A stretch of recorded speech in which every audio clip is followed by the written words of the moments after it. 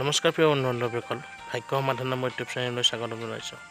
আহক আজি জানি লওঁ 29 মে'ৰ পৰা 5 জুনলৈ কোনকেইটা ৰাশিৰ ভাগ্য খুলিব, লগতে তেওঁলোকৰ ভাগ্যফল কেনেকুৱা হ'ব।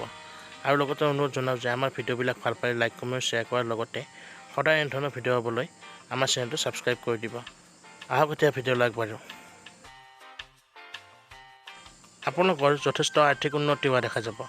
আপোনালোকে ব্যক্তিগত ব্যৱসায় আৰম্ভ কৰিব পাৰে। ইয়াতো আপোনালোকে লাভান্বিত হ'ব পাৰিব। এয়া সেই ব্যৱসায়ৰ কাৰণে উচিত সময় হ'ব। ভাগ্য আপোনাৰ লগত থাকিব, কিন্তু বেছি দৌৰাদৌৰিও নকৰিব। সকলো কাম ভালদৰে চাইয়ে কৰিব। লগতে আপোনালোকৰ স্বাস্থ্য আগতকৈ উন্নত হোৱা দেখা যাব। পঢ়া শুনাৰ প্ৰতি ছাত্ৰ ছাত্ৰীৰ ধাউতি বাঢ়িব। কেৰিয়াৰৰ দিশত উত্তম হ'ব।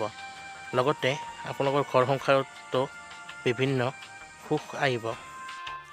এইকেইটা ৰাশিৰ পৰিয়ালৰ লগতে দাম্পত্য জীৱনতো সুখৰ সমাৰ ঘটিব। লগতে পৰিয়ালৰ সদস্যৰ সম্পূৰ্ণ সহযোগ পাব।